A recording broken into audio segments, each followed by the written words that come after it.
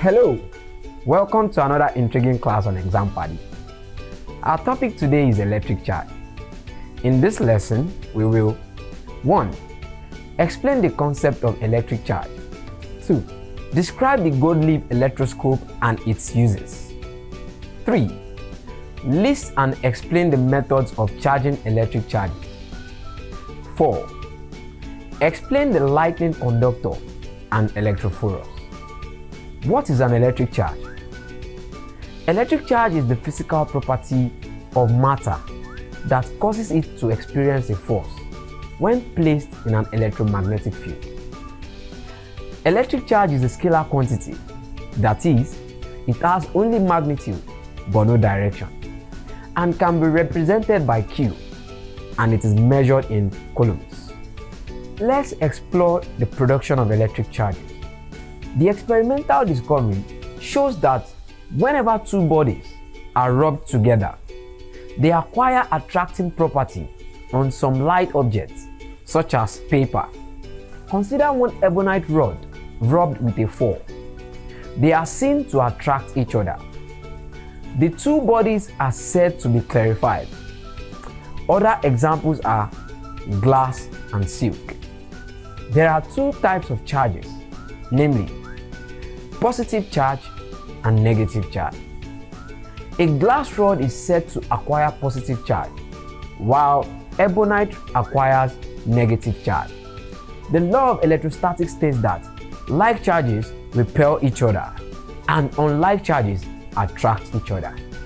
Note that in the context of electric charge, the terms attraction and repulsion are used to describe how charges interact with each other, as displayed in this diagram. Let's examine gold leaf electroscope.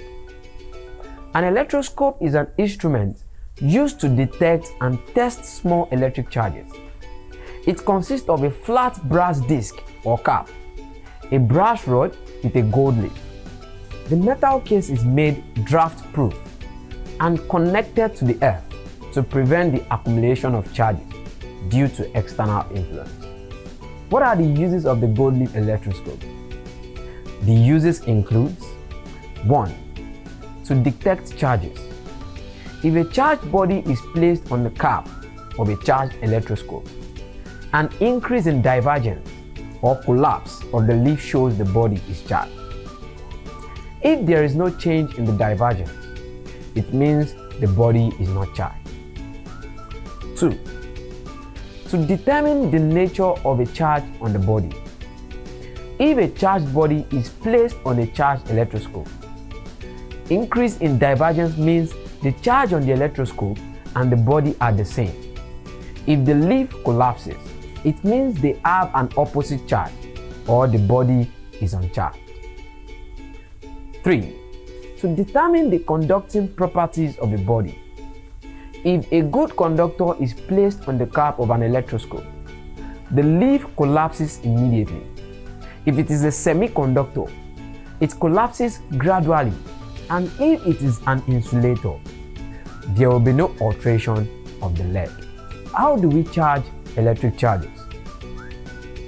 Charging of electric charges can be done through the following means. 1. Charging by electrostatic induction. 2. Charging by friction. And 3. Charging by conduction. Let's discuss briefly on how electric charges are charged. 1. Charging by electrostatic induction. Electrostatic induction is a method of charging a body by introducing a charged body to a neutral body. When this is done, the body is said to be induced with a charge. To charge a body, the neutral body A is made to stand on an insulator, not on a conductor. A charged body B is introduced to the neutral body of A by electrostatic induction. The nearer side of A gets reversely charged, while the further side gets similarly charged. When the charged body B is removed, the induced positive and negative charges are neutralized, showing no resultant charge. When the body is touched, The positive charge flows to the earth through the hand, but the negative charge does not flow to the earth. If the hand is removed first and then rod B is introduced, the whole surface will be bound with a negative charge. The neutral body can be charged either positively or negatively. Conclusively, to charge a body positively, a negatively rod is brought near, and to charge a body negatively, a positively charged rod is brought near. 2. Charging by friction. Two substances such as glass and silk, when rubbed together, become electrically charged. During rubbing, some electrons are transferred from the glass to the silk. The silk acquires a net negative charge, that is, excess electrons, while the glass acquires a net positive charge, that is, electron deficit. If ebonite, also known as hard rubber, is rubbed with 4, the ebonite is negatively charged and the 4 is positively charged. A body with a positive charge attracts a negative charge but repels with a positive charge. That is, like charges repel, unlike charges attract. Let's look at the effects of charging by friction. Passengers stepping out of cars and buses complain of a slight electric shock as soon as their feet touch the ground. This is because friction between the air and the body of the fast-moving car makes the body of the vehicle to be charged. A chain is often left hanging from the rear of a petrol tanker to discharge the charges acquired on the body during movement, as this may cause a spark when inflammable vapor is present. Contact. This is done by bringing a charged body in contact with an uncharged body. Charges are transferred from the charged body to the uncharged body. Thirdly, charging by conduction. Charging by conduction involves bringing an unchanged object in close proximity to a charged object. If the charged object has an unequal number of protons and electrons, the uncharged object will discharge electrons to achieve stability. This transfer of charge through contact is known as charging by conduction. Distribution of charges on conductors. Experimental works have shown that charges are distributed where there is a sharp curve. The density of these charges is greater at the surface of a sharp curve. The charge per unit area of a charged surface is called surface density. Surface density is greater at the corner or pointed edge than at the plane surface, as shown in the diagram displayed. What do you understand by lightning conductors? Lightning conductors are used to prevent tall buildings from being damaged when being struck by lightning. They are made from a copper with a sharp point edge or spike at the top. It helps to conduct the charges generated harmlessly to the earth. When electrical charges in the thunder clouds build up, attraction between unlike charges within a cloud increases steadily until a heavy spark and sound is produced as the charges approach one another. This spark is observed as lightning and the sound is thunder.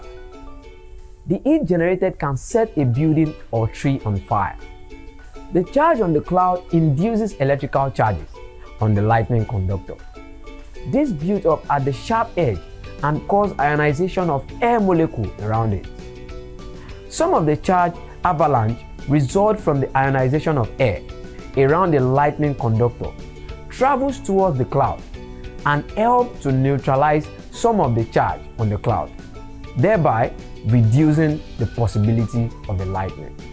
This diagram further explains lightning conductor. The next to look at is electrophorus. Electrophorus is used for storing and transferring electric charges.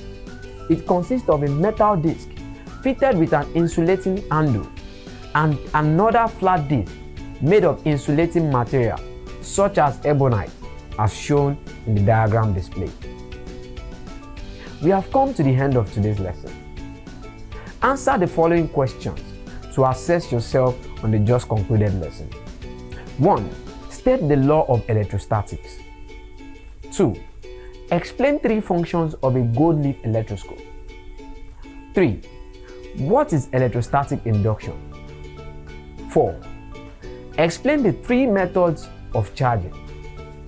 5. Explain the use of the following. 1. Lightning conductor, and 2. Electrophorus. Thank you for learning about electric charge with me. I believe you have grabbed something from this lesson. See you in our next video. Bye.